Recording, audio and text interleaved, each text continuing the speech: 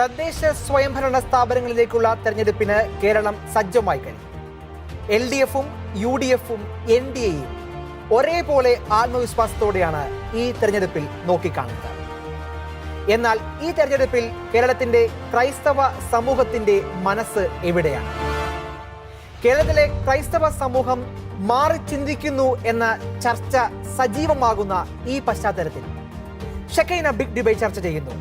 കേരളത്തിലെ ക്രൈസ്തവ സമൂഹം മാറി ചിന്തിക്കുമോ ഈ തെരഞ്ഞെടുപ്പിൽ?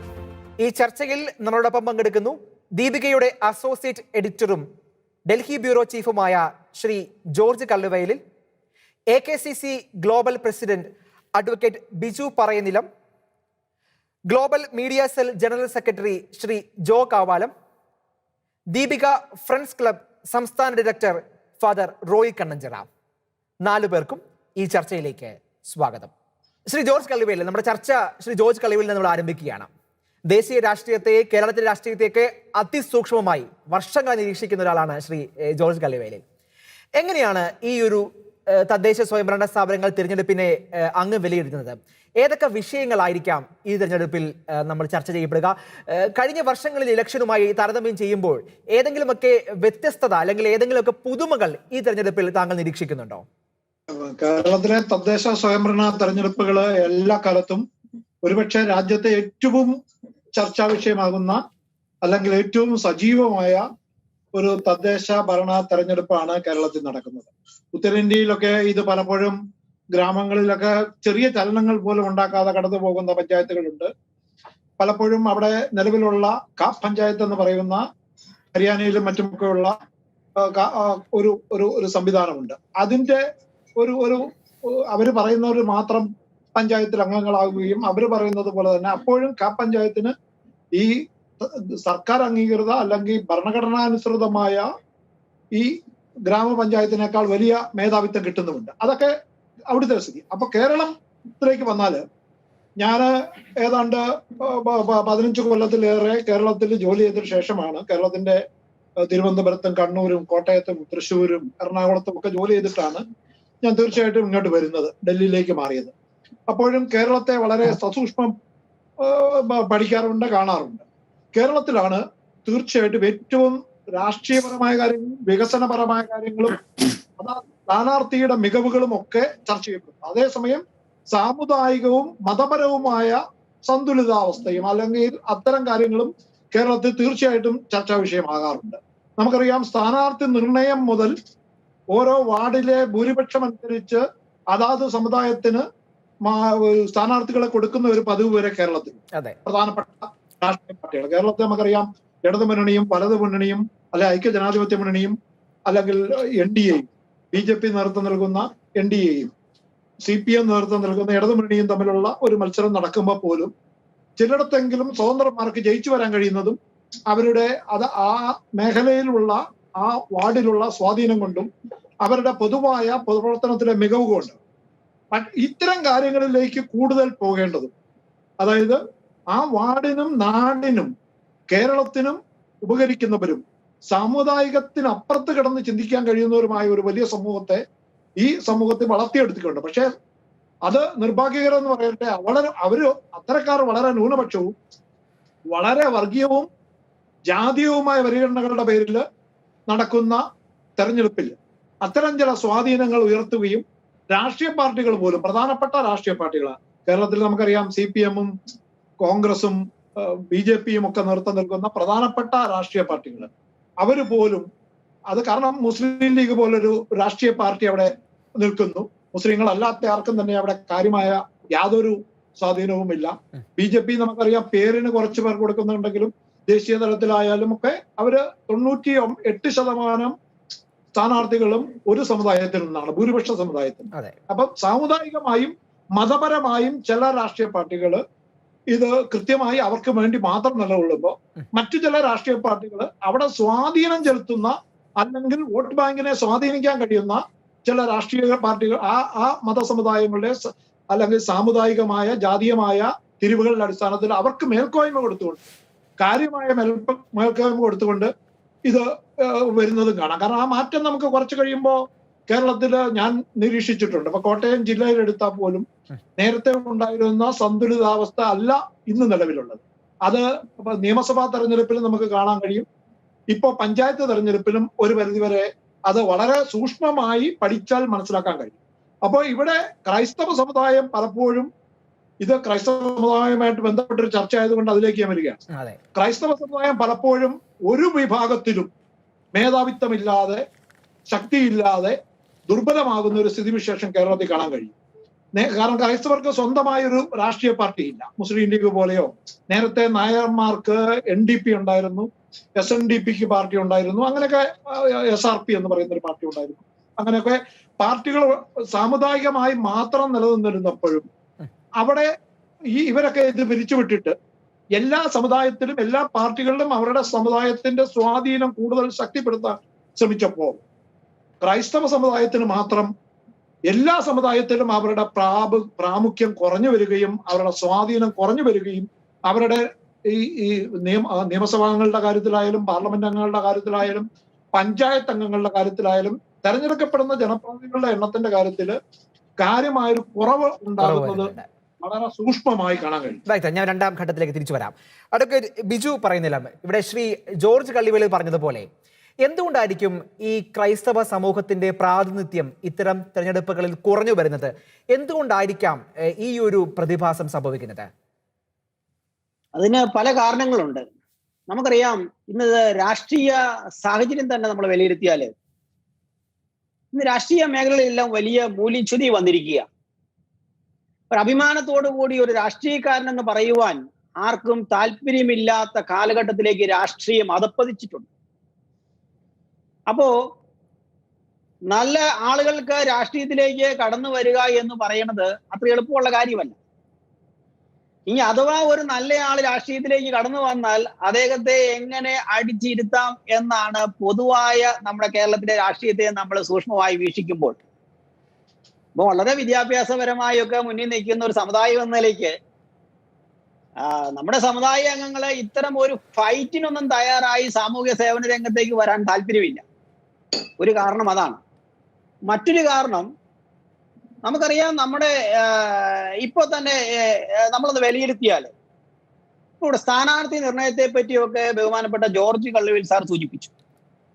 ഇവിടെ സ്ഥാനാർത്ഥി നിർണയത്തിൽ ഉണ്ടാകുന്ന അപാകതകളെ പറ്റി നമ്മൾ ചിന്തിച്ചാൽ നമ്മുടെ ചുറ്റുവട്ടത്ത് നമ്മൾ നോക്കിയാൽ മനസ്സിലാവും. ഒരു കോൺഗ്രസ് പ്രസ്ഥാനത്തെ നോക്കിയാൽ ഒരു പ്രദേശത്ത് ഒരു നല്ല ആക്റ്റീവായ സാമൂഹിക പ്രവർത്തകൻ ഉണ്ടെങ്കിൽ അവൻ ആ സീറ്റിന് അർഹനായ ഗ്രൂപ്പിന്റെ ആളല്ലെങ്കിൽ അവന് സീറ്റ് കിട്ടില്ല. അപ്പോൾ ഒരു സ്ഥലത്ത് ഒരു നല്ല നേതാവ് ഉണ്ടെങ്കിൽ ആ സ്ഥലത്തെ സീറ്റ് ആ ഗ്രൂപ്പിന്റെ ആദായം മാത്രമേ സീറ്റ് കിട്ടുള്ളൂ. അപ്പൊ പൊതുരംഗത്ത് കടന്നു വരാനുള്ള സാഹചര്യം കുറയും. മറ്റൊരു കാര്യം, ഒരു കാര്യം ഞാൻ പറയാം. കത്തോലിക്ക സമുദായത്തെ സംബന്ധിച്ചിടത്തോളം കൂടുതൽ കോൺഗ്രസ് പ്രസ്ഥാനത്തോട് ആഭിമുഖ്യമുള്ളവരാണ്. എന്നാൽ കോൺഗ്രസ് പ്രസ്ഥാനത്തിന് ഈ സമുദായത്തോടുള്ള കൂറ് എന്ന് വെച്ചാൽ വളരെ ചോദ്യചിഹ്നമായി മാറിയിരിക്കുക. ഈ വോട്ട് മാത്രം മതി ഈ സമുദായത്തിന്റെ ആളുകളുടെ ഭാരവാഹിത്വം കൊടുക്കുന്നതിലോ സ്ഥാനാർത്ഥി നിർണയത്തിലോ വേണ്ട പരിഗണന കൊടുക്കണമെന്ന് അവർക്ക് താല്പര്യമില്ല. അങ്ങനെ ഞാൻ പറയുന്ന ഒത്തിരി കാരണങ്ങൾ കൊണ്ടാണ് ഇന്ന് ക്രൈസ്തവ സമൂഹത്തിന് ഈ മുന്നോട്ടുള്ള രാഷ്ട്രീയ സാമൂഹിക പ്രവർത്തനത്തിൽ തടസ്സമുണ്ടായിട്ടുണ്ട്. നമ്മുടെ രാഷ്ട്രീയ പ്രസ്ഥാനങ്ങളെ പുനർചിന്തിക്കേണ്ട കാലഘട്ടമായി. ഇതേ രീതിയിൽ രാഷ്ട്രീയം മുന്നോട്ട് പോയാൽ കേരളം അധപ്പതിച്ചു പോകും. ഇപ്പൊ നമുക്കറിയാം, കേരളത്തിൽ 21,908 പേർ ജയിക്കണം. ത്രിതല പഞ്ചായത്ത്, ബ്ലോക്ക്, ജില്ലാ പഞ്ചായത്ത്, മുനിസിപ്പാലിറ്റി, കോർപ്പറേഷനിൽ 21,908 പേർ തെരഞ്ഞെടുക്കപ്പെടണം. നമുക്ക് 21,908 പൊതുപ്രവർത്തകർ കേരളത്തിലുണ്ടോ? ഒരു പഞ്ചായത്തിൽ നമ്മൾ നോക്കിയാൽ ഒരു 3-4 പേരാണ് പൊതുപ്രവർത്തകർ മത്സരിക്കുന്നത്. ബാക്കിയുള്ളവരെ വീട്ടിൽ പോയി നിർബന്ധിച്ച് ഇറക്കിക്കൊണ്ട് സാമൂഹ്യ സേവനത്തിനായി കൊണ്ടുവരിക. എന്താണ് രാഷ്ട്രീയ പ്രസ്ഥാനങ്ങൾക്ക് അവതരിപ്പിക്കാൻ പാകത്തിന് പൊതുപ്രവർത്തകർ ഇല്ലാത്തത്, സാമൂഹിക പ്രതിബദ്ധരില്ലാത്തവരെന്ന് ചോദിച്ചാൽ രാഷ്ട്രീയ പ്രസ്ഥാനങ്ങളുടെ അധപ്പതനമെന്നേ നമുക്കതിനെ പറയാൻ പറ്റുള്ളൂ. അതുകൊണ്ട് നമ്മൾ എല്ലാ രാഷ്ട്രീയ പാർട്ടികളും പുനർചിന്തിക്കേണ്ട സമയം കഴിഞ്ഞിരിക്കുക. ഈ രീതി പോയാൽ നമ്മുടെ കേരളം അധപ്പതിച്ചു പോകും. വ്യക്തമാണ്. ഞാൻ തിരിച്ചു വരാം. ശ്രീ ജോ കവാലം, ഈ അടുത്ത കാലത്ത് താങ്കൾ സോഷ്യൽ മീഡിയയിൽ വളരെ സജീവമാണ്, ഓൺലൈൻ മാധ്യമത്തിന് എഡിറ്ററാണ്. ഈ അടുത്ത കാലത്ത് സോഷ്യൽ മീഡിയയിലും അല്ലെങ്കിൽ പൊതുമാധ്യമങ്ങളിലുമൊക്കെ നമ്മൾ കണ്ടത് കേരളത്തിലെ ക്രൈസ്തവ സമൂഹം മാറി ചിന്തിക്കുന്നുണ്ടോ എന്നൊരു ചോദ്യമാണ്. അതിനെ അനുകൂലിച്ചും പ്രതികൂലിച്ചും ഒക്കെ വലിയ വാദപ്രതിവാദങ്ങൾ ഈ ദിവസങ്ങൾ നമ്മൾ കണ്ടു കഴിഞ്ഞു. എന്താണ് അങ്ങനെ ഒരു പ്രതിഭാസം കേരളത്തിലെ ക്രൈസ്തവ സമൂഹത്തിനിടയിൽ ഉണ്ടോ, ശ്രീ ജോ കവാലം? തീർച്ചയായിട്ടും ഇതിൻ വളരെ നല്ലൊരു ചോദ്യമാണ് അങ്ങ് ചോദിച്ചത്. കാരണം സോഷ്യൽ മീഡിയയിലെ ട്രെൻഡ് ഒക്കെ നമ്മൾ പരിശോധിച്ചാൽ കേരളത്തിലെ തദ്ദേശ സ്വയംഭരണ തെരഞ്ഞെടുപ്പിനെ സംബന്ധിച്ചുള്ള ചർച്ചകൾ സസൂക്ഷ്മം വീക്ഷിക്കുമ്പോൾ ഒരു കാര്യം അതിൽ നിന്ന് വളരെ വ്യക്തമാണ്. പരമ്പരാഗതമായി ക്രൈസ്തവർ, ഞാൻ കത്തോലിക്കരെ മാത്രമല്ല, ക്രൈസ്തവ സമൂഹം UDF അനുകൂലമായിട്ട്, കേരള കോൺഗ്രസും ഉൾപ്പെടെയുള്ള UDF അനുകൂലമായിട്ട് വോട്ട് ചെയ്തു വന്നിരുന്ന ഒരു പാരമ്പര്യമുണ്ട്. അതിൽ കുറച്ചുപേര് LDF ഉണ്ട്, പല പാർട്ടികളിലുണ്ട്. പക്ഷെ ഈ ഒരു തെരഞ്ഞെടുപ്പിനോടനുബന്ധിച്ച് ചർച്ചകളിൽ വളരെ വ്യക്തമായ വ്യതിയാനങ്ങൾ നമുക്ക് ദർശിക്കാൻ സാധിക്കും. കാരണം UDF LDF അപ്പുറത്തേക്ക് ക്രൈസ്തവ സമുദായത്തിന്, ക്രൈസ്തവ സഭാംഗങ്ങൾക്ക് സംരക്ഷണം നൽകാൻ മറ്റൊരു മുന്നണിയുണ്ടോ, മറ്റൊരു രാഷ്ട്രീയ പാർട്ടി ഉണ്ടോ, അതോ പുതിയൊരു രാഷ്ട്രീയ പാർട്ടി രൂപീകരിച്ച് അതിന്റെ പിന്നിൽ അണിനിരക്കണമോ എന്ന് പോലും ചിന്തിക്കുന്ന ക്രൈസ്തവ യുവജനങ്ങൾ ഇന്ന് വളരെ സജീവമായി സോഷ്യൽ മീഡിയയിലും മറ്റ് രംഗങ്ങളിലും ഒക്കെ വളരെ ചർച്ചയ്ക്ക് വരുന്നുണ്ടെന്നുള്ളത് വ്യക്തമാണ്. അഡ്വക്കേറ്റ് ഡിജു സാറ് പറഞ്ഞതിനോട് വളരെ ബഹുമാനത്തോടു കൂടി ഞാൻ ഒരു കാര്യം കൂടി വിയോജിപ്പോടെ രേഖപ്പെടുത്തുകയാണ്. കാരണം രാഷ്ട്രീയത്തില് മൂല്യച്യുതി ഉണ്ട് എന്ന് നമ്മൾ പറയുമ്പോൾ തീർച്ചയായിട്ടും ഇന്ന് രാഷ്ട്രീയത്തോട്, ഏതെങ്കിലും ഒരു കക്ഷി രാഷ്ട്രീയത്തോടല്ല, രാഷ്ട്രീയത്തോട് യുവജനങ്ങൾ കാണിക്കുന്ന, ക്രൈസ്തവ യുവജനങ്ങൾ പുതിയ ഒരു തലമുറ കാണിക്കുന്ന ആഭിമുഖ്യം കുറഞ്ഞു പോകും എന്നൊരു അഭിപ്രായം എനിക്കുണ്ട്. രാഷ്ട്രീയത്തിൽ മുഴുവൻ മൂല്യച്യുതികളോ മുഴുവൻ കള്ളന്മാരോ അഴിമതിക്കാരോ ആണെന്ന് പറയുന്നത് സത്യമായിട്ടുള്ള ഒരു കാര്യമല്ല. അതിന് എല്ലാ രാഷ്ട്രീയ പാർട്ടികളിലും ഒക്കെ ഉണ്ട്. പക്ഷെ രാഷ്ട്രീയത്തോട് സ്നേഹവും ആദരവും കാണിച്ചുകൊണ്ട് ക്രൈസ്തവ യുവജനങ്ങൾ രാഷ്ട്രീയ പാർട്ടികളിലേക്ക് കടന്നു വരണം എന്ന് തന്നെയാണ്. അതുപോലെ തന്നെ ഈ ഒരു തെരഞ്ഞെടുപ്പിൽ സജീവമായിട്ട് അവരുടെ അവകാശം വിനിയോഗിക്കണം, മാറി നിൽക്കരുത് എന്നുകൂടിയാണ് എനിക്ക് ഈ അവസരത്തിൽ ഓർമ്മിപ്പിക്കാനുള്ളത്. വ്യക്തമാണ്. ഫാദർ റോയ് കണ്ണഞ്ചിറ, ഇവിടെ ഈ ചർച്ചയിൽ ഉയർന്നു വന്ന ഒരു ചിന്ത ഇങ്ങനെയാണ്: ഈ നന്മയുള്ളവർക്ക് അല്ലെങ്കിൽ മനസ്സിൽ മൂല്യബോധം സൂക്ഷിക്കുന്നവർക്കൊക്കെ ഇറങ്ങിച്ചെല്ലാൻ പറ്റുന്ന ഒരു ഇടമല്ല രാഷ്ട്രീയം എന്ന് പറഞ്ഞ ഒരു ബോധ്യമുണ്ട്. അത് കേരളത്തിലെ ക്രൈസ്തവരുടെയിൽ വലിയ രീതിയിലുണ്ട്. ശരിക്കും കേരളത്തിലെ ക്രൈസ്തവ സമൂഹത്തിനിടയിൽ വ്യക്തമായ രാഷ്ട്രീയ ബോധമുണ്ടോ? അങ്ങ് എങ്ങനെയാണ് ഇതിനെ നോക്കിക്കാണുന്നത്? കേരളത്തിലെ ക്രൈസ്തവ സമൂഹത്തിനിടയിൽ വ്യക്തമായ ഒരു രാഷ്ട്രീയ ബോധമുണ്ടോ എന്നുള്ള ചോദ്യത്തിന് ആ ചോദ്യത്തിന്റെ ഉദ്ദേശം ആണ് എനിക്ക് വ്യക്തമാകാനുള്ളത്. ഈ ക്രൈസ്തവ സമൂഹം രാഷ്ട്രീയത്തെ എന്തിനു വേണ്ടി ഉപയോഗിക്കണം എന്നാണ് ചോദ്യകർത്താവ് ഉദ്ദേശിച്ചത്. താങ്കൾ ഉദ്ദേശിച്ചത് എന്തിനു വേണ്ടിയാണ്? എന്താണ് ഈ രാഷ്ട്രീയത്തെ ക്രൈസ്തവ സമൂഹം ഇതുവരെ ഉപയോഗിച്ചിരിക്കുന്നത്? തെരഞ്ഞെടുപ്പിൽ വോട്ട് ചെയ്തത് കൊണ്ട് എന്താണ് കാര്യം എന്നൊക്കെ ഉള്ള ചിന്ത പോലും ഉള്ളൊരു വിഭാഗമാണ് കേരളത്തിലെ ക്രൈസ്തവ സമൂഹം. അവർക്ക് കൃത്യമായ രാഷ്ട്രീയമുണ്ടോ അല്ലെങ്കിൽ രാഷ്ട്രീയ ബോധ്യങ്ങൾ ഉണ്ടോ എന്നൊരു ചോദ്യമാണ്. രാഷ്ട്രീയത്തെ ഇതുവരെ ക്രൈസ്തവ സമൂഹം കാണുന്നത് രാഷ്ട്ര സേവനത്തിനുള്ള ഒരു ഉപാധിയായിട്ടാണ്. അതാണ് നമ്മുടെ ജനാധിപത്യ സംവിധാനം അനുസരിച്ച് രാഷ്ട്രീയം എപ്പോഴും രാഷ്ട്ര സേവനത്തിനുള്ള ഒരു ഉപാധിയാണ്. അപ്പോ ഭരണഘടനയെ അനുശാസിക്കുന്ന ജനാധിപത്യ സംവിധാനം അനുസരിച്ചുള്ള തെരഞ്ഞെടുപ്പുകൾ വഴി അതത് സമൂഹത്തെ, അതത് പ്രാദേശിക, സംസ്ഥാന, ദേശീയ സമൂഹത്തെ സേവിക്കാനുള്ള ഒരു മാർഗമായിട്ടാണ് ആദർശപരമായി രാഷ്ട്രീയത്തെ നമ്മൾ കാണുന്നത്. അതുകൊണ്ട് തന്നെ രാഷ്ട്രീയത്തിലേക്ക് പോകുന്ന ഏതെങ്കിലും ഒരു സമുദായ അംഗത്തിനോട് സമുദായത്തെ മാത്രം സേവിക്കണം, സമുദായത്തിന് വേണ്ടി രാഷ്ട്രീയത്തെ ഉപയോഗിക്കണം എന്നുള്ളൊരു ഉപദേശം കൊടുക്കാൻ ഇതുവരെ കത്തോലിക്ക സഭയോ അല്ലെങ്കിൽ ക്രൈസ്തവ സമൂഹത്തിലുള്ളവരോ അങ്ങനെ ഒരു തുറന്ന ഒരു മാർഗം സ്വീകരിച്ചിട്ടില്ല എന്നുള്ളതാണ് എന്റെ ഒരു നിരീക്ഷണം. അതുകൊണ്ട് എന്ത് സംഭവിച്ചു? അതിന്റെ കാരണം എന്താന്ന് വെച്ച് കഴിഞ്ഞാല് സഭയുടെ ഒരു നിലപാടാണ്. കത്തോലിക്ക സഭയെ സംബന്ധിച്ചിടത്തോളം ഏതെങ്കിലും ഒരു മതത്തിൽപ്പെട്ട ഒരു വിഭാഗം അല്ലെങ്കിൽ ഏതെങ്കിലും ഒരു ജാതിയിൽപ്പെട്ടവർ, ഏതെങ്കിലും ഒരു രാഷ്ട്രീയ പാർട്ടിയിൽപ്പെട്ടവർ, അങ്ങനെ ഒരു സമൂഹത്തെ സഭ കാണുന്നില്ല. ക്രൈസ്തവ സമൂഹത്തിൽ അല്ലെങ്കിൽ നമ്മുടെ കത്തോലിക്ക സഭയുടെ ഒരു കാഴ്ചപ്പാടിൽ ദൈവത്തിന്റെ മക്കളാണ് എല്ലാവരും. നമ്മൾ കാത്തലിക് എന്നുള്ളൊരു ആശയം, ഞാനൊരു കത്തോലിക്ക പുരോഹിതനായതുകൊണ്ട് പറയട്ടെ, കംപ്രൈസിങ് എവരിബഡി എന്നാണ്. അതായത് എല്ലാ മതത്തിലുള്ളവരെയും, എല്ലാ രാഷ്ട്രീയത്തിലുള്ളവരെയും, എല്ലാ വിഭാഗത്തിലുള്ളവരെയും പ്രാദേശിക ജാതി മത ഭേദമില്ലാതെ ദൈവത്തിന്റെ മക്കളായി കാണുന്നു, എല്ലാവരെയും മനുഷ്യരായി കാണും. അതുകൊണ്ടാണ് മനുഷ്യത്വത്തിനും ജീവനുമൊക്കെ നമ്മൾ പ്രാധാന്യം കൊടുക്കുന്നത്. അതുകൊണ്ട് അത്തരത്തിൽ രാഷ്ട്രീയത്തെക്കാൾ ഉപരി മനുഷ്യത്വത്തിനും മാനവികതയ്ക്കും ഊന്നൽ നൽകിക്കൊണ്ടുള്ള ഒരു പൊതുസമൂഹ നിർമ്മിതി. അതാണ് കത്തോലിക്ക സഭയുടെ ഒരു സാമൂഹിക ദർശനം എന്ന് ഞാൻ വിശ്വസിക്കുകയാണ്. അതിലിപ്പോ ഏത് മതത്തിലുള്ള വ്യക്തിയാണെങ്കിലും നമ്മുടെ കത്തോലിക്ക സഭയുടെ അല്ലെങ്കിൽ ക്രൈസ്തവ സമൂഹത്തിന്റെ ഏതെങ്കിലും നന്മ നമ്മൾ പങ്കുവെക്കുമ്പോൾ അത് ജാതി തിരിച്ച് പങ്കുവെക്കുന്നുണ്ടോ എന്ന് ചിന്തിക്കണം. ഒരിക്കലും ഇല്ല എന്നുള്ളതാണ് സത്യം. നമ്മൾ മതം തിരിച്ച് നമ്മുടെ നന്മകൾ, ആവശ്യത്തിനുള്ള നന്മകൾ പങ്കുവെക്കുന്നത്. ഞാൻ പറഞ്ഞു തന്നതിന്റെ ഉദ്ദേശം ഇതാണ്.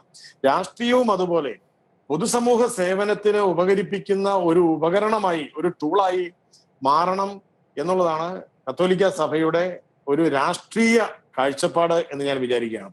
പക്ഷെ അത് നമ്മുടെ സമൂഹത്തിന് ഏതൊക്കെ തരത്തിലാണ് ബാധിക്കുന്നത് എന്ന് ചോദിച്ചു കഴിഞ്ഞാൽ, ഈ ഒരു ചിന്തയോടുകൂടി രാഷ്ട്രീയത്തിലേക്ക് കടന്നു വരുന്ന കത്തോലിക്കരായിട്ടോ അല്ലെങ്കിൽ ക്രൈസ്തവരായിട്ടുള്ള രാഷ്ട്രീയ നേതാക്കൾക്ക് അവരുടെ സമുദായത്തെ സേവിക്കുക എന്നുള്ളത് ഒരു കടമയായിട്ടോ ഒരു ഉത്തരവാദിത്വമായിട്ടോ തോന്നാറില്ല എന്നുള്ളിടത്താണ് രാഷ്ട്രീയം ക്രൈസ്തവ സമൂഹത്തിന് പലപ്പോഴും ഉപകാരപ്പെടാതെ പോകുന്നത് എന്നതാണ് എൻ്റെ ഒരു നിരീക്ഷണം.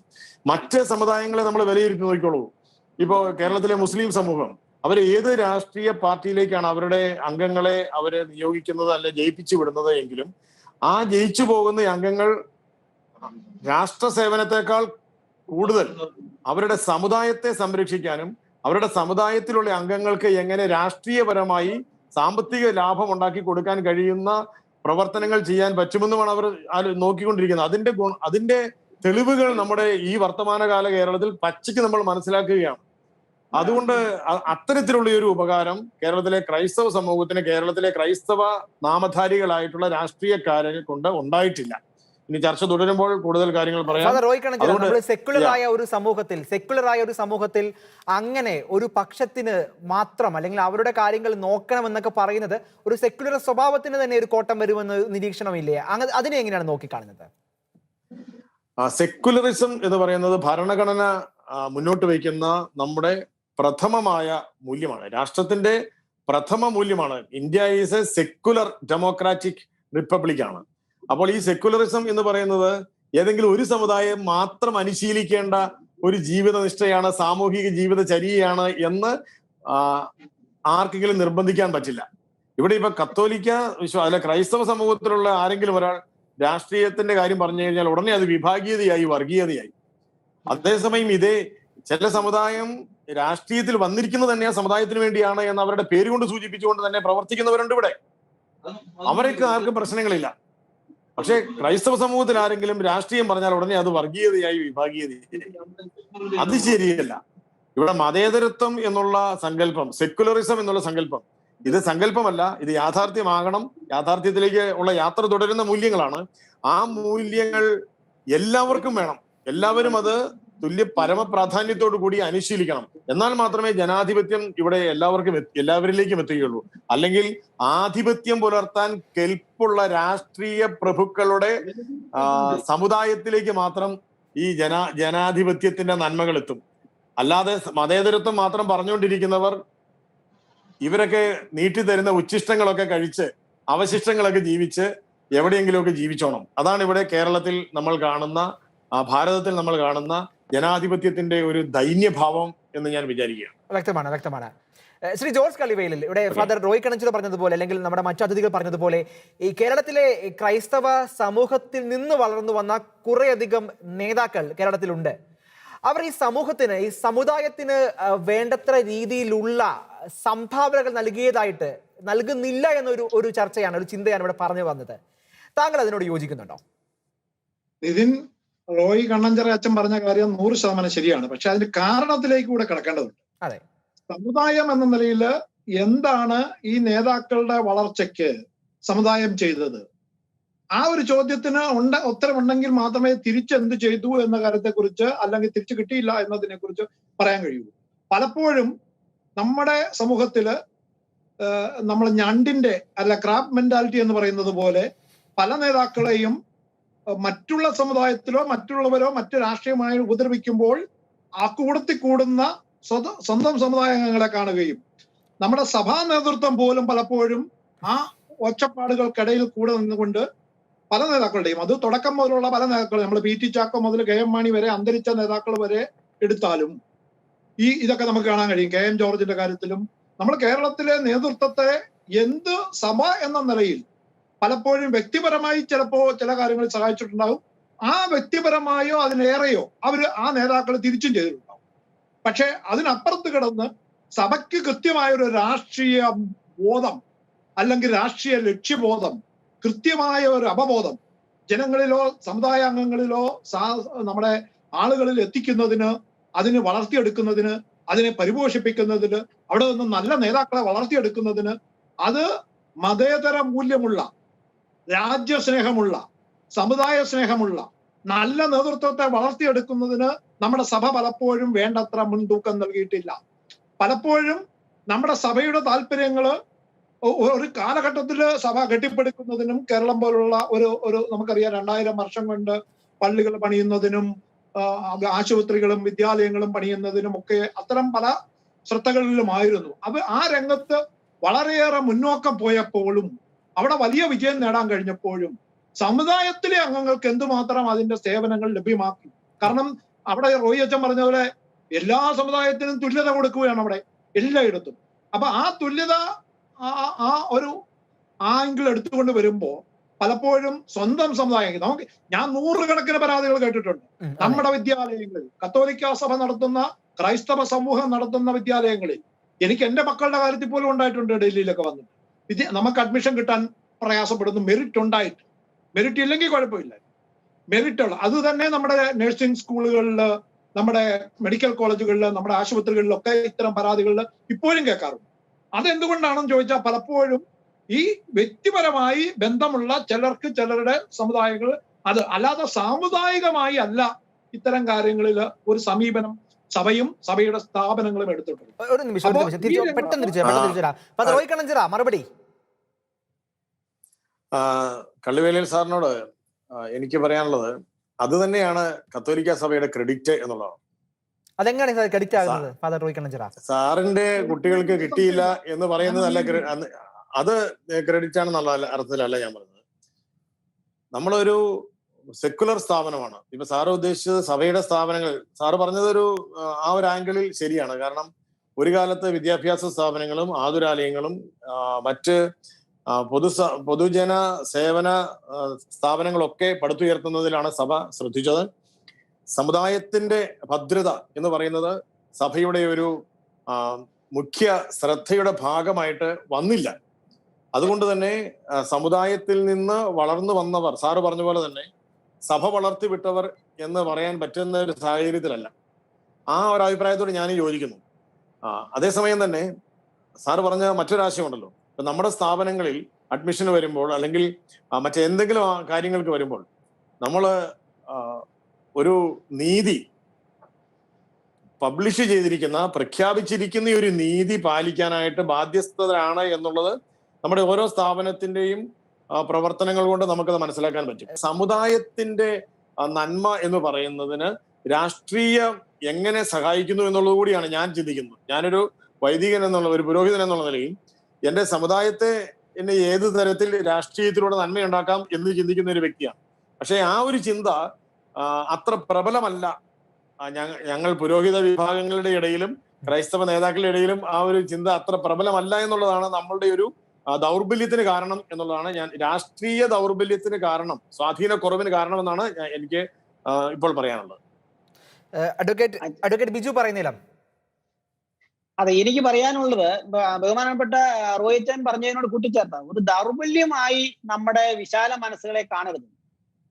നമ്മള് എല്ലാരെയും ഉൾക്കൊള്ളുന്ന സമീപനമാണ് നാളിതുവരെ സൂക്ഷിച്ചിട്ട് അങ്ങനെ തന്നെ മുന്നോട്ട് പോകാവുള്ളൂ. പക്ഷേ ഇത് ജനാധിപത്യ രാജ്യത്ത്, ഡെമോക്രസിയിൽ വിശ്വസിക്കുന്ന രാജ്യത്ത് ഒരു സമുദായത്തിന്റെ ആവശ്യങ്ങൾ, കാർഷിക മേഖലയാണ് നമ്മുടെ അടിത്തറ, കാർഷിക മേഖല തകർന്നു പോയിട്ടും അങ്ങനെ എല്ലാ മേഖലയിലും വലിയ തിരിച്ചടി ഉണ്ടായിട്ടും നമ്മുടെ ആവശ്യങ്ങളോട് അനുകൂലമായി നിലപാട് സ്വീകരിക്കാത്ത, ഇപ്പൊ ന്യൂനപക്ഷ ആനുകൂല്യങ്ങളുടെ വിതരണത്തിലെ പക്ഷപാതം, അങ്ങനെ ഓരോന്ന് എടുത്താൽ ഇപ്പൊ സാമ്പത്തിക സമ്പന്നത്തിലുണ്ടായിരിക്കുന്ന അഭിപ്രായ വ്യത്യാസങ്ങൾ ഒക്കെ ഏത് കാര്യത്തിലും ഈ സമുദായത്തിന്റെ ആവശ്യങ്ങളോട് തുറന്ന സമീപനമില്ലാത്തവരെ നമ്മൾ തുറന്ന് എതിർക്കേണ്ട കാലഘട്ടം അതിജീവിച്ചു.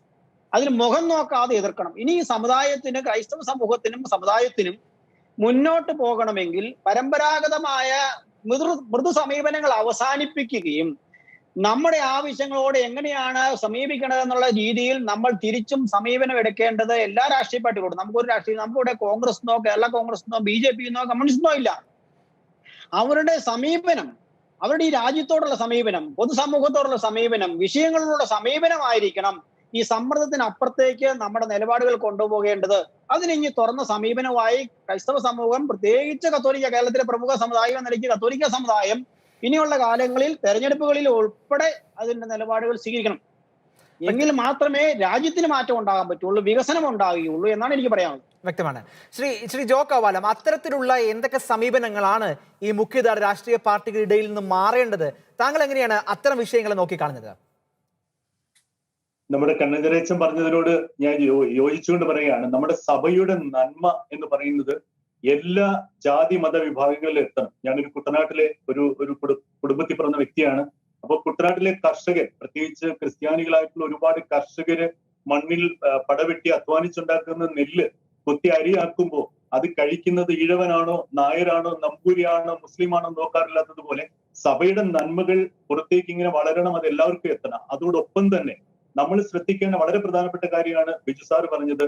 നമ്മുടെ സമുദായത്തിന് നന്മ ലഭിക്കത്തക്ക രീതിയിൽ നമ്മുടെ യുവജനങ്ങളെ വാർത്തെടുക്കുകയും അവരെ രാഷ്ട്രീയത്തിലേക്ക് കൊണ്ടുവരികയും, ഏത് രാഷ്ട്രീയ പാർട്ടി ആയിക്കൊള്ളട്ടെ, അവർ അവിടേക്ക് ജയിച്ചു പോയാൽ സമുദായത്തോട്, സഭയോട്, സമൂഹത്തോട് നന്മ ചെയ്യുന്നവരും കടപ്പാടുള്ളവരുമായിട്ട് മാറുന്നുണ്ടോ എന്ന് ചിന്തിക്കേണ്ടതാണ്. ഇപ്പോ ഞാനൊരു ചെറിയൊരു സ്റ്റഡി നടത്തിയപ്പോ കേരളത്തിൽ ക്രൈസ്തവ നാമധാരികളായ 28 MLA-മാരും ഏകദേശം 6ഓളം MP-മാരും ഉണ്ട്. അവരെല്ലാം ക്രൈസ്തവ നാമധാരികളാണ്. അവർ ആരൊക്കെ വിശ്വസിക്കുന്നത് എനിക്കറിയില്ല. പക്ഷെ ഇവരൊക്കെ ഇലക്ഷന്റെ സമയത്ത് പള്ളികളൊക്കെ പോകുകയും അച്ഛന്മാരെയും മെത്രാന്മാരെയൊക്കെ കാണുകയും ചെയ്തിട്ട് അതിനുശേഷം ജയിച്ചു വന്നാൽ, ഇറസ്പെക്റ്റീവ് ഓഫ് പൊളിറ്റിക്കൽ പാർട്ടി, അവർ ജയിച്ചു വന്നാൽ സഭയുടെ ഏതെങ്കിലും ഒരു നിലപാടുകൾക്ക് ഒപ്പം പരസ്യമായിട്ട് നിൽക്കുന്നില്ല എന്ന് മാത്രമല്ല, അവര് പരസ്യമായിട്ട് അതിനെ എതിർത്തുകൊണ്ട് സംസാരിക്കുകയാണ്. നമുക്കറിയാം, പരിസ്ഥിതി ലോല പ്രദേശങ്ങളുടെ പ്രശ്നങ്ങൾ ഇടുക്കിയിലും കട്ടപ്പനയിലും ഉണ്ടായപ്പോൾ ആദ്യം അതിനെ എതിർത്തത് ക്രൈസ്തവ നാമധാരിയായിട്ടുള്ള ഒരു MP-യാണ്. അതുപോലെ തന്നെ മൃതസംസ്കാരത്തെ കുറിച്ചുള്ള ഒരു ഓർഡിനൻസ് നിയമസഭ പാസ്സാക്കിയപ്പോൾ അതിനെ കളിയാക്കിക്കൊണ്ട് ക്രൈസ്തവരെ അപഹസിച്ചുകൊണ്ട് ആദ്യം ഫേസ്ബുക്കിൽ പോസ്റ്റ് ഇട്ടത് അനിൽ അക്കര എന്ന് പറയുന്ന ഒരു കോൺഗ്രസിന്റെ MP-യാണ്.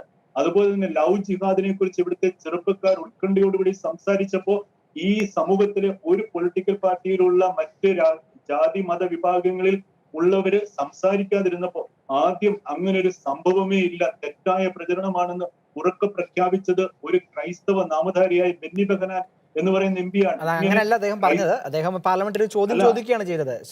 അതെ കുറിച്ചുള്ള വിവാദങ്ങളിൽ അദ്ദേഹം എക്സ്പ്ലനേഷൻ നൽകിയിട്ടില്ല.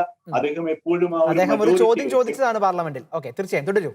അല്ല, തീർച്ചയായിട്ടും. അതുപോലെ തന്നെ ഞാനിപ്പോ പറയുന്നത് ഇവിടെ സെക്യുലറിസത്തെ കുറിച്ചുള്ള ഒരു ചർച്ചയിൽ കണ്ണഞ്ചരേച്ചൻ പറഞ്ഞപ്പോൾ ഞാൻ ശ്രദ്ധിക്കുകയായിരുന്നു. സെക്യുലറിസം എന്ന് പറഞ്ഞാൽ ആളുകൾ തെറ്റിദ്ധരിക്കുകയാണ്. പ്രത്യേകിച്ച് നമ്മുടെ ആളുകൾ, സമുദായത്തിൽ നിന്ന് ജയിച്ചു പോകുന്ന ആളുകൾ, പഞ്ചായത്ത് മുതൽ പാർലമെന്റ് വരെയുള്ളവരെ തെറ്റിദ്ധരിക്കുകയാണ്. എന്താണ് സെക്യുലറിസം? ജയിച്ചു കഴിഞ്ഞാൽ സ്വന്തം സമുദായത്തെ, സ്വന്തം സഭയെ, സ്വന്തം വിശ്വാസത്തെ തള്ളിപ്പറയണമെന്നല്ല. ഗാന്ധിജിയുടെ സെക്യുലറിസം ഉണ്ട്, നെഹ്റുവിന്റെ സെക്യുലറിസം ഉണ്ട്. നെഹ്റുവിന്റെ സെക്യുലറിസം എന്ന് പറഞ്ഞാൽ എല്ലാവരും തുല്യരാണ്, ഞാൻ എന്ന് പറയുന്ന എന്റെ ഐഡന്റിറ്റി ഞാൻ പ്രഖ്യാപിക്കില്ല, എല്ലാവരെയും സ്നേഹിക്കുന്നു, എല്ലാവരെയും സമത്വം, സുന്ദരം, അങ്ങനെ ആ ഒരു സെക്യുലറിസമാണ് ഒരുപക്ഷെ ഇടതുപക്ഷ പാർട്ടികൾ പിന്തുടരുന്നത്. ഗാന്ധിജി വ്യക്തമായിട്ട് സെക്യുലറിസത്തെ കുറിച്ച് നിർവചിച്ചിട്ടുണ്ട്. അദ്ദേഹം പറയുന്നത് എന്റെ വിശ്വാസം ഉയർത്തിപ്പിടിക്കാനും കാത്തുസൂക്ഷിക്കാനും ഉള്ള കടമ പോലെ തന്നെ മറ്റുള്ള ഏത് വ്യക്തിയുടെയും വിശ്വാസത്തെ സംരക്ഷിക്കാനുള്ള ബാധ്യതയാണ് സെക്യുലറിസം. ഇവിടെ സെക്യുലറിസം എന്ന് പറഞ്ഞാൽ സ്വന്തം വിശ്വാസത്തെ മറച്ചു വെക്കാനോ സ്വന്തം വിശ്വാസത്തെ മാറ്റിവെച്ചുകൊണ്ട് മറ്റുള്ളവർക്ക് വേണ്ടി പ്രവർത്തിക്കാനുള്ളതാണെന്നുള്ള ഒരു മിഥ്യാബോധം ക്രൈസ്തവ സമൂഹത്തിൽ നിന്ന് അവരുടെ പിന്തുണയോടുകൂടി ജയിച്ചു വന്ന പല നേതാക്കൾക്കും അതുപോലെ തന്നെ MP-മാർക്കും MLA-മാർക്കും മറ്റു പ്രതിനിധികൾക്കും ഉണ്ട് എന്നുള്ളൊരു ശക്തമായ ഒരു ബോധ്യം, അങ്ങനെ ഒരു ചിന്ത ഇന്നത്തെ സമൂഹത്തിനുണ്ട്, പ്രത്യേകിച്ച് യുവജനങ്ങൾക്കുണ്ട്. അതായത് പാർട്ടികൾ മാറി ചിന്തിക്കണം, അല്ലെങ്കിൽ ക്രൈസ്തവ സമൂഹം നേരിടുന്ന പ്രശ്നങ്ങൾ ഇടപെടണം എന്നൊരു ചിന്തയാണ് ശ്രീ ജോ കവാലം ഇവിടെ മുന്നോട്ട് വെച്ചിരിക്കുന്നത്. ഫാദർ റോയ് കണ്ണഞ്ചിറ, അതായത് ഇവിടെ ഇന്ന് കേരളത്തിൽ നടക്കുന്നത് മാത്രം എടുക്കുക, കേരളത്തിന്റെ രാഷ്ട്രീയ പരിപ്രേക്ഷ്യത്തിലേക്ക് ഒന്ന് തുറന്നു നോക്കിക്കഴിഞ്ഞാൽ നമ്മൾ ചില കാര്യങ്ങൾ നമ്മൾ എന്തിനാണ് മറച്ചു വെക്കുന്നത്? നമുക്ക് കാര്യങ്ങൾ തുറന്ന് മനസ്സിലാക്കാവുന്ന കാര്യങ്ങളാണ്. ഇവിടെ ഈ ഇടതുപക്ഷ സർക്കാർ ഇപ്പോൾ ഇവിടെ പാസ്സാക്കി ഇവിടെ നടപ്പിലാക്കുന്നു എന്ന് പറഞ്ഞുകൊണ്ട് ഉന്നത വിദ്യാഭ്യാസ വിഭാഗത്തിന്റെ മന്ത്രി അവതരിപ്പിച്ച ഒരു കണക്ക്, അത് ഞെട്ടിപ്പിക്കുന്ന ഒരു കണക്കല്ലേ. 20,000 മദ്രസകളിലെ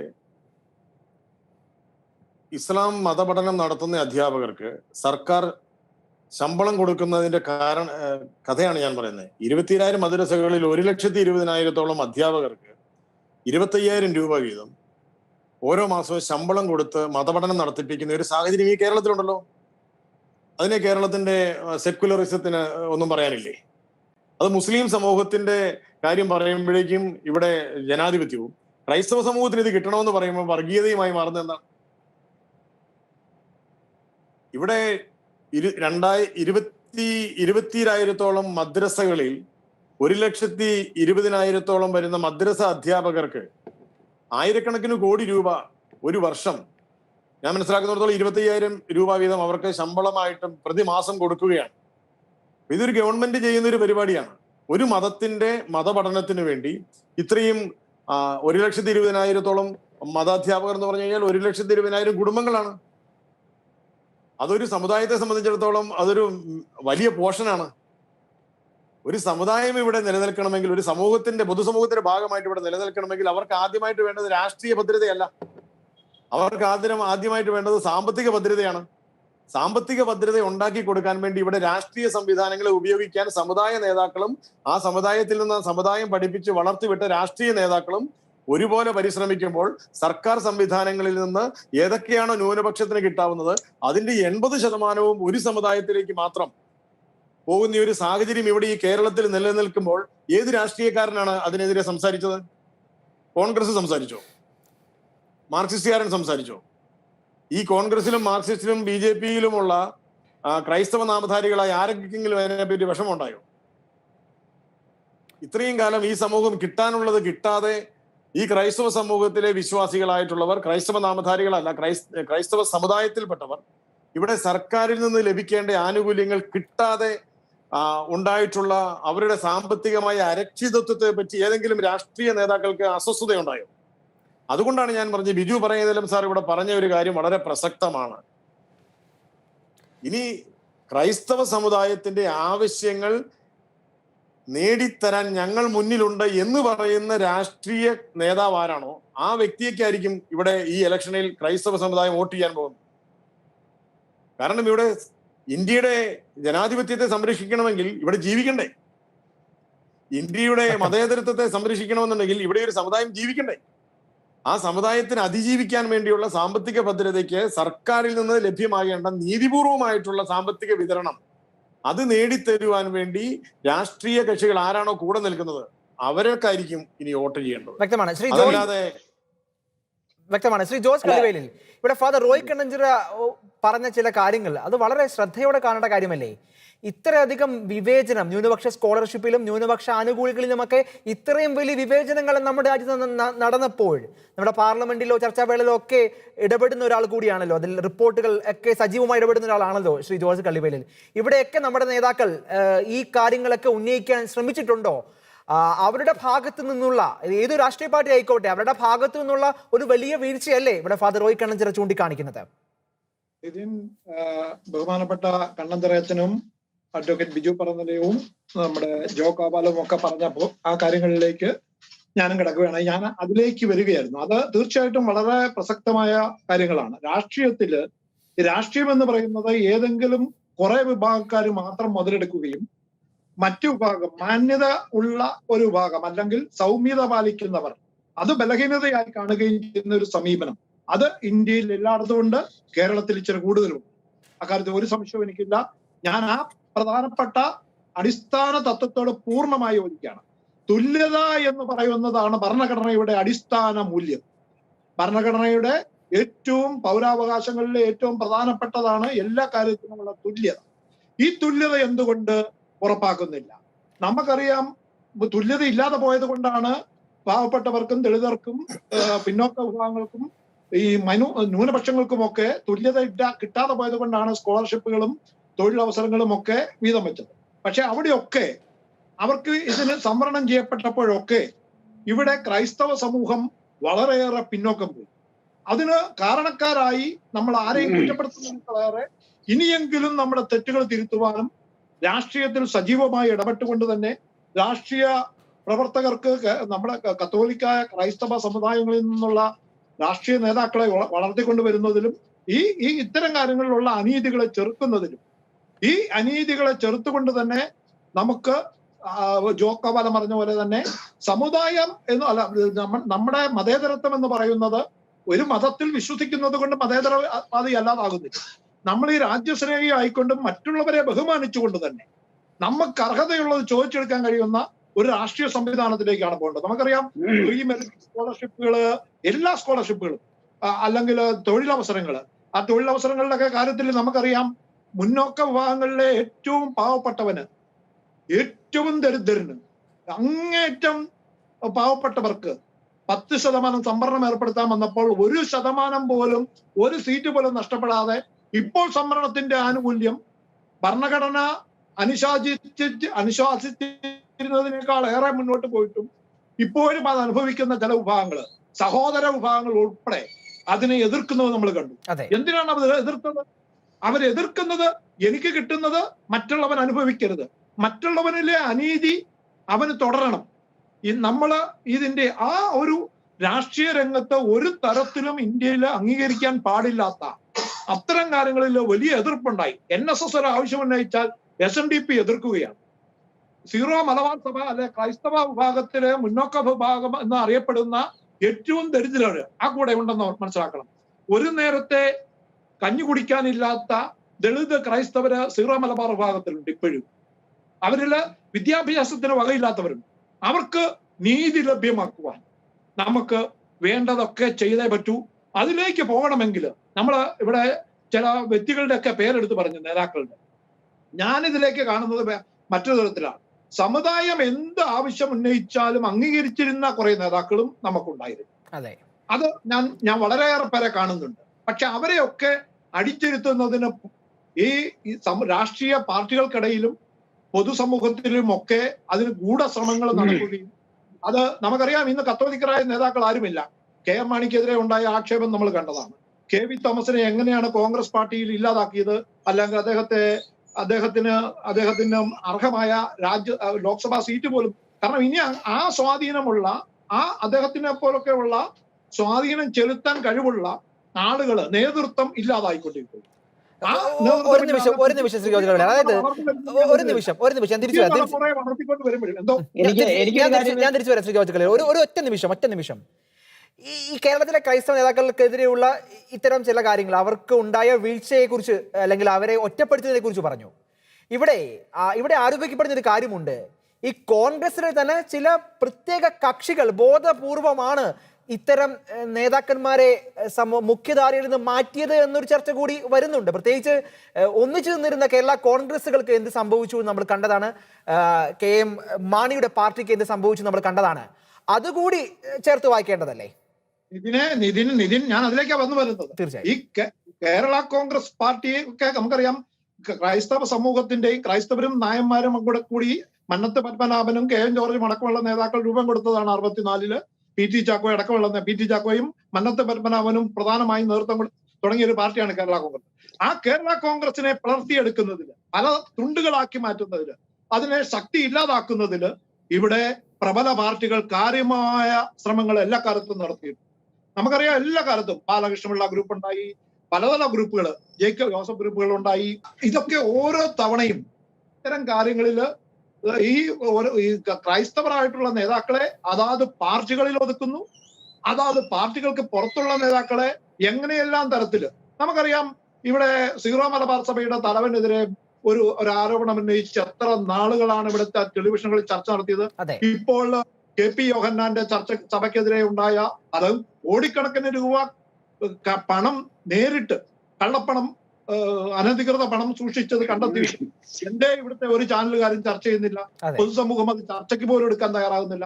1-2 ന്യൂസ് പെട്ടെന്ന് അവസാനിച്ചു. മറ്റത് മാസങ്ങളോളം വിട്ട് കളിക്കുക. അത് സമുദായത്തിനകത്തുണ്ടായ ഒരു ചെറിയ പ്രശ്നത്തെ എങ്ങനെ വഷളാക്കിക്കൊണ്ട് ഈ പ്രശ്നങ്ങളെയെല്ലാം വക്രീകരിച്ചുകൊണ്ട് ഈ തെറ്റായ വിവരങ്ങൾ പുറത്തോട്ട് കൊടുത്തുകൊണ്ട് ഇതിനെയൊക്കെ സമൂഹത്തില് താറടിച്ചു കാണിക്കാൻ, അത് ക്രൈസ്തവർക്കെതിരെയുള്ള, അത് ഈ വ്യക്തികളുടെ കാര്യമായി നമുക്കറിയാം, ഒരു കന്യാസ്ത്രീ മരിച്ച കേസ് മുതൽ എന്തെല്ലാം കാര്യങ്ങൾ, അവിടെയൊക്കെ ഉണ്ടാകുന്ന താല്പര്യപൂർവമായ ഇടപെടലുകൾ ചില സമുദായങ്ങളും രാഷ്ട്രീയ പാർട്ടികളും നടത്തുമ്പോൾ ചില മാധ്യമങ്ങളും അതിനെ കൂട്ടുനിൽക്കുമ്പോൾ, മുഖ്യധാരാ മാധ്യമങ്ങളിൽ നിന്ന് അവകാശപ്പെടുന്നവർ അവരുൾപ്പെടെ കൂട്ടുനിൽക്കുമ്പോൾ അതേ ആ അളവുകോല് മറ്റു പലർക്കും അവർ ബാധകമാക്കുന്നില്ല. ഇങ്ങനെ തികഞ്ഞ വിവേചനം നേരിടുന്ന ഒരു സമൂഹമാണ് കേരളത്തിലെ ക്രൈസ്തവ സമൂഹം. ഈ ക്രൈസ്തവ സമൂഹത്തിന് വിവേചനം മാറണമെങ്കിൽ തീർച്ചയായിട്ടും ഇതിന് രാഷ്ട്രീയമായ ഒരു അവബോധം ജനങ്ങളിൽ ഉണ്ടാക്കുകയും ആ സമുദായ അംഗങ്ങൾക്കിടയിൽ ഈ മതേതരത്വ മൂല്യങ്ങളിൽ ഉറച്ചു നിന്നുകൊണ്ട് തന്നെ, ആ സേവന മനോഭാവങ്ങളിൽ ഉറച്ചു നിന്നുകൊണ്ട് തന്നെ, അതേസമയം അർഹതപ്പെട്ട അവകാശങ്ങൾ വാങ്ങി നമ്മുടെ സാധാരണക്കാരായ പാവപ്പെട്ടവരായ സമുദായങ്ങൾക്ക് ഇത് ലഭ്യമാക്കി കൊടുക്കുന്നതിന്, അത് രാഷ്ട്രീയ നേതൃത്വമാക്കിക്കോട്ടെ, പഞ്ചായത്ത് മെമ്പർ ആയിക്കോട്ടെ, MP ആയിക്കോട്ടെ, MLA ആയിക്കോട്ടെ, അവിടെ മുതൽ എല്ലാ രംഗത്തും തഴയപ്പെടുന്ന ഒരു സമൂഹമായി മാറാതെ, നമുക്കറിയാം ക്രൈസ്തവരുടെ ഏറ്റവും വലിയ ജീവിതോപാധിയായിരുന്ന നമ്മുടെ കാർഷിക മേഖലയിൽ ഉണ്ടായിരിക്കുന്ന തകർച്ച, റബ്ബറിന്റെ കാര്യത്തിലായാലും ഏത് അതിനെ തകർക്കാനായി ചില ബോധപൂർവമായ ശ്രമങ്ങൾ പോലും ഉണ്ടായിട്ടുണ്ടോ എന്ന കാര്യം വെറും സംശയം മാത്രമാണ്. അതൊക്കെ ആശങ്കാജനകമായ കാര്യങ്ങളാണ്. അപ്പോ എനിക്ക് ഈ സമയത്ത് ഒരു നിമിഷം ജോർജ് കുഴലിൽ ഒന്ന് പറഞ്ഞ് അവസാനിപ്പിച്ചോട്ടെ, പെട്ടെന്ന് അവസാനിപ്പിക്കാം. ശ്രീ ജോർജ് കുഴലിൽ പറഞ്ഞ് അവസാനിപ്പിക്കാം, പറഞ്ഞോളൂ. ഞാൻ ഇതിനെതിരെ ഒരു സമുദായ അംഗങ്ങൾക്കിടയിൽ റോയി അച്ഛൻ പറഞ്ഞതുപോലെ അത് നമ്മൾ അവകാശങ്ങൾ ചോദിക്കുന്നത് തെറ്റല്ല, അവകാശങ്ങൾ നേടിയെടുക്കുന്നതിന് വേണ്ടി വളരെ ഫലപ്രദമായ ഒരു സമീപനം സഭാ നേതൃത്വങ്ങളും നമ്മുടെ ക്രൈസ്തവ സമൂഹ അതിലെ പൊതുജനങ്ങളും സമുദായങ്ങളും ഒക്കെ കൂട്ടായി ചേർന്ന് ഇതേക്കുറിച്ച് ആലോചിക്കുകയും ഇത്തരം കാര്യങ്ങളിൽ ഒരു പൊതുവായ സമീപനം എടുത്തുകൊണ്ട് നമ്മുടെ രാജ്യത്തിന്റെ നന്മയ്ക്ക് വേണ്ടി, പൊതുസമൂഹത്തിന്റെ നന്മയ്ക്ക് വേണ്ടി, പൊതുസമൂഹത്തിന് അർഹതപ്പെട്ട മൂല്യം, നമ്മുടെ സമ്പത്തായാലും നമ്മുടെ ജോലി ആയാലും നമ്മുടെ അതെല്ലാം തുല്യതയോടുകൂടി വീതിക്കപ്പെടുവാനും, അത് ഏതെങ്കിലും ചിലർ മാത്രം അത് അടിച്ചെടുത്തുകൊണ്ട് പോവുകയും ക്രൈസ്തവ സമൂഹം തകർച്ചയിലേക്ക് നയിക്കപ്പെടുകയും ചെയ്യുന്നതിനെ ചെറുക്കേണ്ട കാലം അതിക്രമിച്ചിരിക്കുന്നു. അഡ്വക്കേറ്റ് ബിജു പറയുന്നില്ല, ഇവിടെ ശ്രീ ജോർജ് കള്ളിവേലിൽ വളരെ ശ്രദ്ധേയമായ ചില നിരീക്ഷണങ്ങളാണ് മുന്നോട്ട് വെച്ചത്.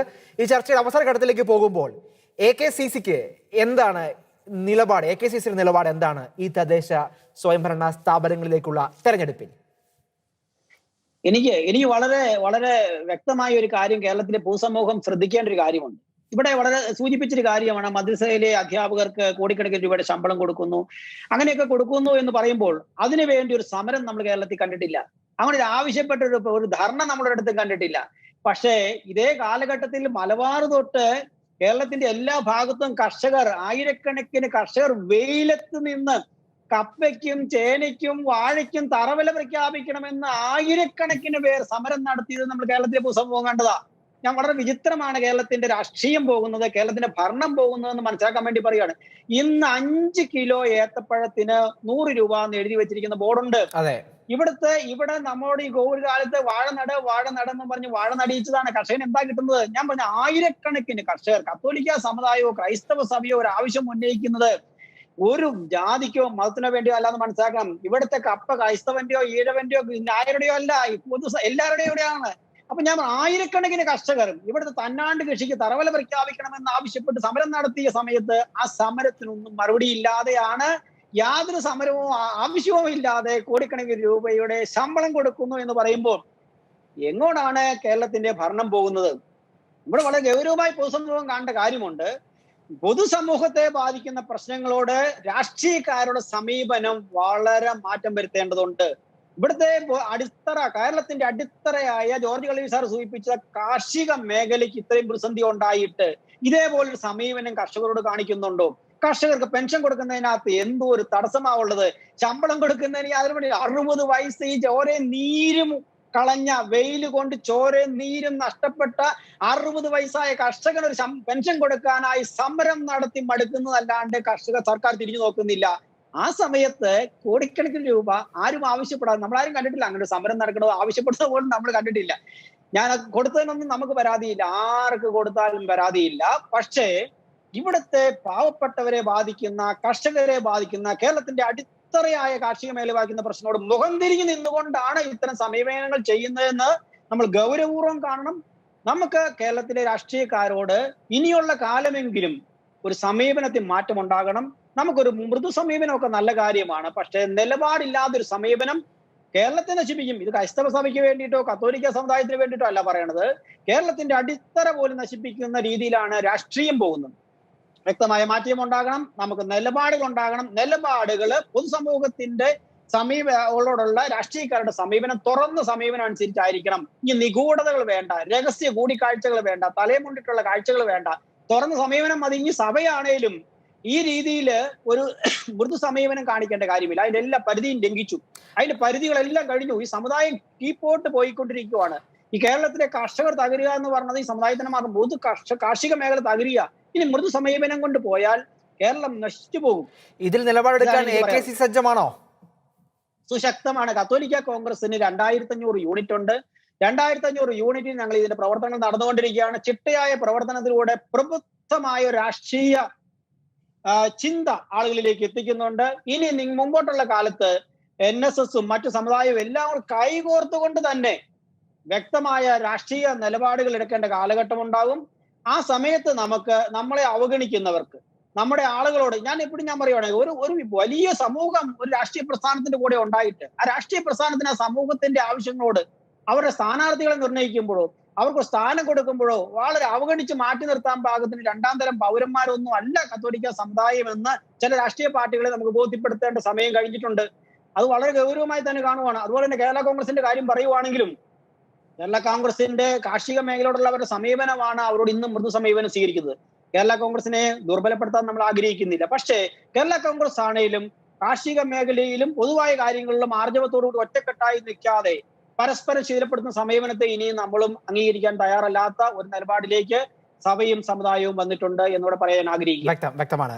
ശ്രീ ജോ കവാലം, ഈ ചർച്ചയുടെ അവസാനത്തിലേക്ക് പോകുമ്പോൾ ഈ തെരഞ്ഞെടുപ്പിൽ എന്തൊക്കെ നിലപാടുകളായിരിക്കാം ക്രൈസ്തവ സമൂഹം എടുക്കേണ്ടത്?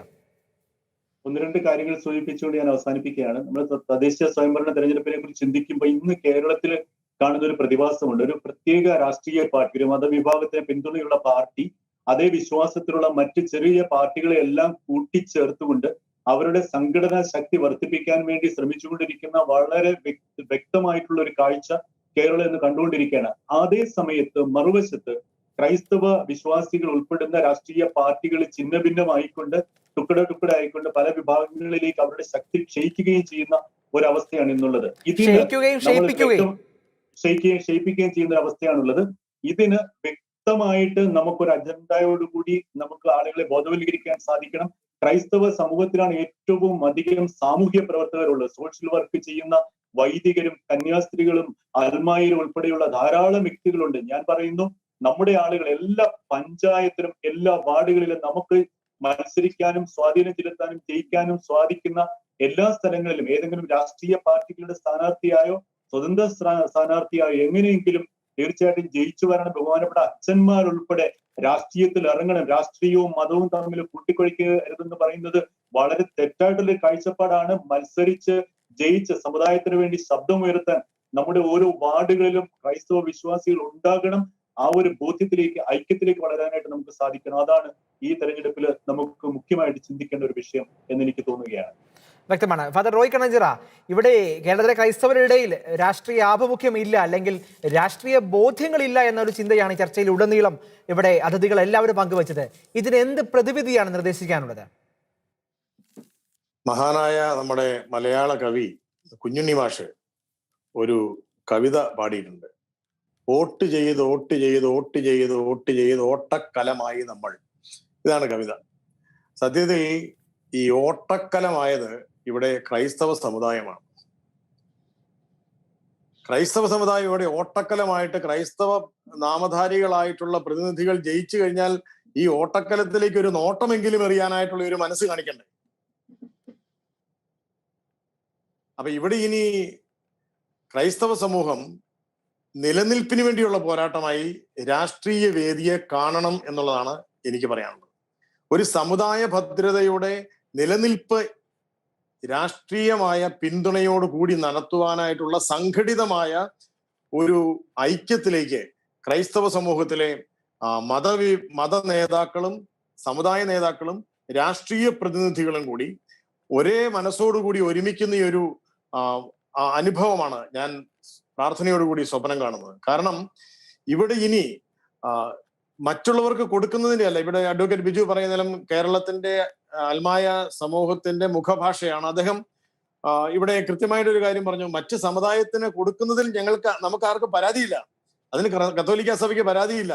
കത്തോലിക്ക സഭ കൊടുത്തതിന്റെ കണക്കെടുത്ത് നോക്കി കഴിഞ്ഞിട്ടുണ്ടെങ്കിൽ ഭൂരിപക്ഷം എങ്ങോട്ടാ പോയിരിക്കുന്നതെന്ന് കൃത്യമായിട്ട് അറിയുകയും ചെയ്യാം. നമ്മൾ ആരും മറ്റുള്ളവർക്ക് കൊടുക്കുന്നതിനല്ല നമ്മൾ പരാതി പറയുന്നത്. ഇവിടെ പരാതി എന്ന് പറയുന്നത് ഇവിടെ കിട്ടാനുള്ളത് കിട്ടുന്നില്ല എന്നുള്ളതിന്റെ പേരിലാണ് നമുക്ക് പരാതി. അത് പരാതിയല്ല, അത് അവകാശങ്ങൾക്ക് വേണ്ടിയുള്ള പോരാട്ടം തന്നെയാണ്. അത് വെറുതെ ഇങ്ങനെ അയ്യോ ഭാവേ തായോ ഭാവേ എന്നുള്ള ഒരു രീതിയിലുള്ള ഒരു പരാതി പറച്ചിലല്ല. അത്തരത്തിലുള്ള കേണപേക്ഷകളുടെ സമയം കഴിഞ്ഞു. അത്തരത്തിലുള്ള പരാതികൾ പറച്ചിലിന്റെ സമയം കഴിഞ്ഞു. ഇനി അവകാശം ഇതാണ് ഞങ്ങളുടെ, ഇത് ഞങ്ങളുടെ അവകാശമാണ്, ഇത് തരാൻ നിങ്ങൾ തയ്യാറാണോ? അങ്ങനെയാണെങ്കിൽ ഞങ്ങളുടെ വോട്ട് നിങ്ങൾക്ക് തരാം എന്ന് പറയുന്ന ഒരു സംഘടിതമായ വോട്ട് ബാങ്കായിട്ട് നമ്മൾ മാറണം, സാമുദായികമായിട്ട് മാറണം.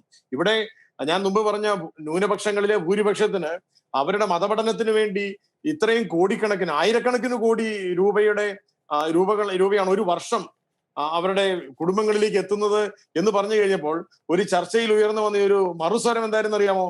അത് അവര് അറബി ഭാഷ പഠിപ്പിക്കുന്നത് കൊണ്ട് സർക്കാർ കൊടുക്കുന്നതാണ് എന്നാണ്.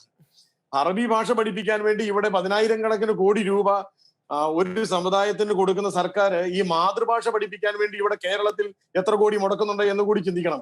ഇവിടെ ഓരോ മതത്തിനും അവരുടേതായ മാതൃഭാഷകളുണ്ട്. അത് പഠിപ്പിക്കാൻ വേണ്ടി സർക്കാർ ഇത്തരത്തിൽ പണം കൊടുക്കുമോ? അപ്പൊ കൊടുക്കുന്നതിന്റെ പേരിലല്ല, അതിന് നീതി ഉണ്ടാവണം. ആ അനീതിയെ രാഷ്ട്രീയമായ സ്വാധീനം കൊണ്ട് നിശബ്ദമാക്കുന്ന ഒരു തരത്തിലുള്ള ഒരു രാഷ്ട്രീയ അധിനിവേശമുണ്ട്. അത് മാർക്സിസ്റ്റ് പാർട്ടിയിൽ അധിനിവേശം നടത്തിയിട്ടുണ്ട് ഈ സമൂഹം. കോൺഗ്രസിന് അധിനിവേശം ഇവർ നേരത്തെ നടത്തിയിട്ടുണ്ട്. ഇവിടെ കേരളത്തിൽ ഇന്നത്തെ ഈ ഇലക്ഷന്റെ ഒരു പരിപ്രേക്ഷ്യത്തിൽ ചിന്തിച്ചാൽ എന്താണ് നമ്മൾ മനസ്സിലാക്കുക? ഇവിടെ കോൺഗ്രസിനാണെങ്കിലും മാർക്സിസ്റ്റ് പാർട്ടിക്കാണെങ്കിലും ഇവിടെ ജയിക്കണമെന്നുണ്ടെങ്കിൽ ചില സമുദായക്കാരെ അവരുടെ താല്പര്യങ്ങൾ സംരക്ഷിച്ചേ പറ്റുകയുള്ളൂ. അവർ സംഘടിതമായിട്ടാണ് ഈ താല്പര്യങ്ങൾ ചോദിക്കുന്നത്. അതുകൊണ്ടാണ് ഇവിടെ ക്രൈസ്തവ സമൂഹത്തെ എന്തുകൊണ്ടാണ് ഇവർ ഈ 3ാം കട 4ാം കട ഒരു 7ാം കൂലികളായിട്ട് കരുതുന്നതിന്റെ കാരണം എന്താണ്?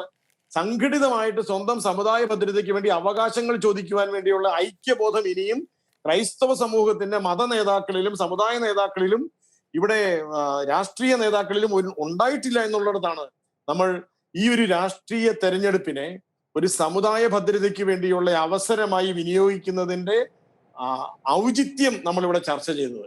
ഇത് മറ്റേതെങ്കിലും ഒരു രാഷ്ട്രീയ പാർട്ടിക്കോ ഇതിനെ ഈ പറഞ്ഞ കാര്യങ്ങളോട് 100% യോജിക്കുന്നു. ഇതിന് എന്താണ് ഒരു പരിഹാരം?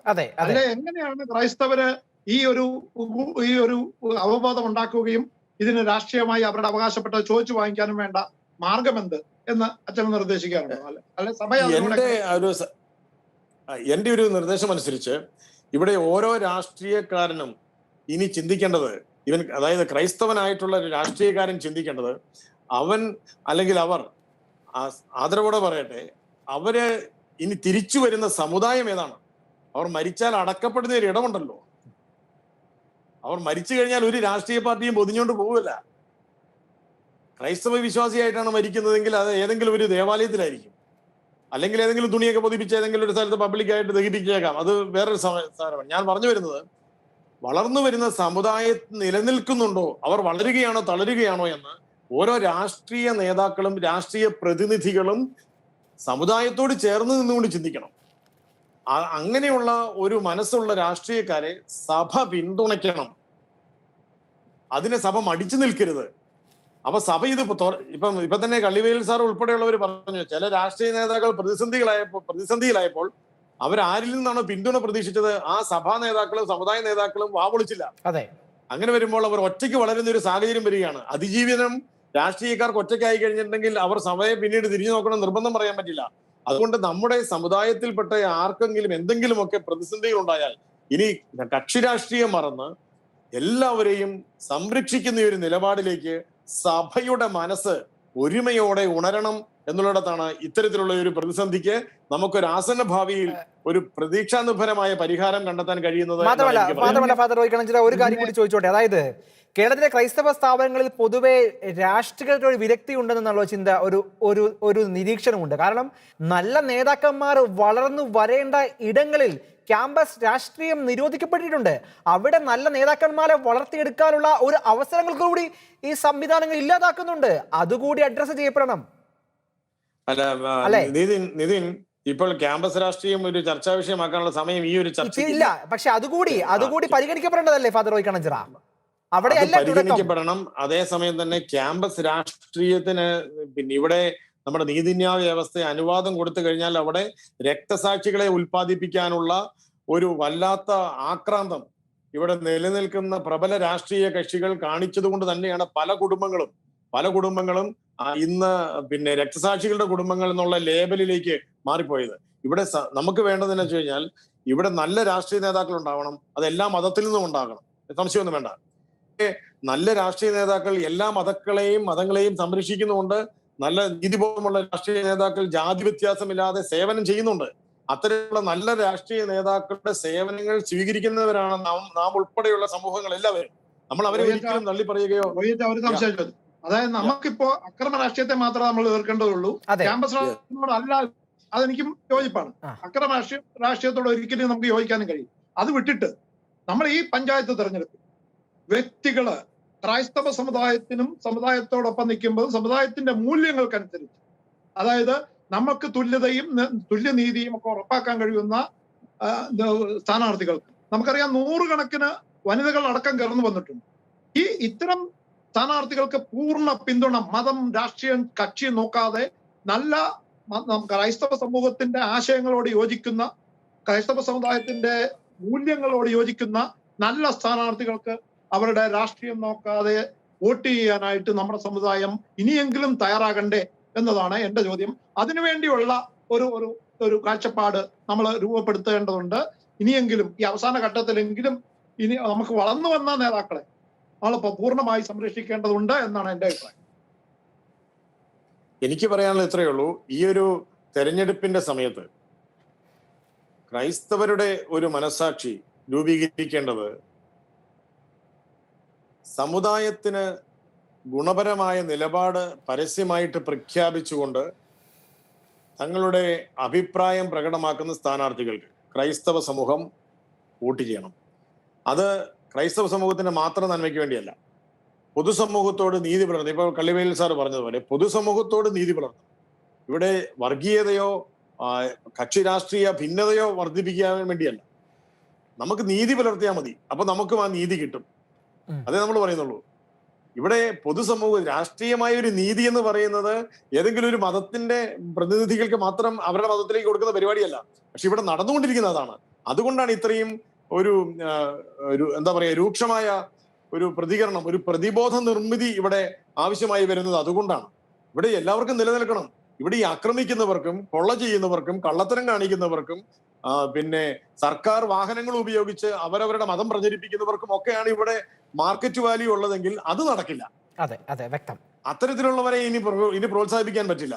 അതിന് പകരം പൊതുസമൂഹത്തിൽ എല്ലാ മതസ്ഥനും നീതി കിട്ടട്ടെ. ഇവിടെ വിശപ്പിന് മതമില്ലല്ലോ, രോഗത്തിന് മതമില്ലല്ലോ, ഇവിടെ പിന്നെ വിളകൾക്ക് മതമില്ലല്ലോ. ഇവിടെ പറഞ്ഞല്ലോ, ഇവിടെ ജോക്കാവാലം ഉൾപ്പെടെയുള്ളവർ പറഞ്ഞല്ലോ, ഇവിടെ അരിക്ക് എന്താണ് മതം? എല്ലാവർക്കും നീതി കിട്ടട്ടെ. ആ നീതി വിതരണം ചെയ്യാൻ ഞാൻ തയ്യാറാണ് എന്ന് പറയുകയും അത് ചെയ്യുകയും ചെയ്യുന്നവന് വേണം നമ്മൾ ഇനി ജനപ്രാതിനിധ്യ നിയമം അനുസരിച്ച് വോട്ട് ചെയ്യാൻ. അത് ക്രൈസ്തവ സമുദായത്തിൽ പ്രാതിനിധ്യം നമുക്ക് ഒരു തെരഞ്ഞെടുപ്പിൽ ഓരോ ഇടങ്ങളിലും കൊണ്ടുവരാൻ കഴിയണം എന്നുള്ളതാണ് എന്റെ ആഗ്രഹം. കാരണം അത് മറ്റാരെയും തമസ്കരിക്കാൻ വേണ്ടിയല്ല, സമുദായത്തിന്റെ അവകാശങ്ങൾ നേടിയെടുക്കാൻ വേണ്ടി തന്നെയാണ്. അത്തരത്തിലുള്ള ഒരു ഐകരൂപ്യം അഭിപ്രായങ്ങളിൽ ഉണ്ടാവട്ടെ എന്നതാണ് എന്റെ ആഗ്രഹവും പ്രാർത്ഥനയും. വ്യക്തമാണ്. എല്ലാവരും തുല്യരാണ്, ചിലർ കൂടുതൽ തുല്യരാണ്. ഈ ചർച്ചയിൽ ഈ അതിഥികൾ പങ്കുവച്ച ഒരു ആശങ്കയും ഇതുതന്നെയാണ്. കേരളത്തിലെ ക്രൈസ്തവ സമൂഹം വലിയ പ്രതിസന്ധികളിലൂടെയും വിവേചനങ്ങളിലൂടെയും ഒക്കെ കടന്നു പോകുമ്പോൾ കേരളത്തിലെ ക്രൈസ്തവ സമൂഹത്തിന് കൃത്യമായ നീതി ലഭിക്കേണ്ടത് ഈ കാലഘട്ടത്തിന്റെ ആവശ്യമാണ്. ഇവിടെ അഡ്വക്കേറ്റ് ബിജു പറഞ്ഞതുപോലെ കേരളത്തിലെ കർഷകരുടെ പുനരുദ്ധാരണം അല്ലെങ്കിൽ അവരെ മുന്നോട്ട് കൊണ്ടുവരേണ്ടത് കേരളത്തിലെ ക്രൈസ്തവ സമൂഹത്തിന് മാത്രം ഉത്തരവാദിത്വം. അത് പൊതുസമൂഹത്തിന്റെ നീതിയുടെ ആവശ്യമാണ്. കേവലം ഒരു മതത്തിന്റെ നീതി മാത്രമല്ല, പൊതുസമൂഹത്തിന്റെ നീതിക്ക് വേണ്ടി കൂടിയുള്ള ഒരു ചിന്തകളാണ് ഈ ചർച്ചയിൽ ഈ അതിഥികൾ പങ്കുവച്ചത്. ഈ ചർച്ചയിൽ ഏറെ സജീവമായി പങ്കെടുത്ത ശ്രീ ജോർജ് കള്ളിവേലിൽ, അഡ്വക്കേറ്റ് ബിജു പറയുന്നിലം, ശ്രീ ജോ കവാലം, ഫാദർ റോയ് കണ്ണഞ്ചിറ, 4 പേർക്കും നന്ദി.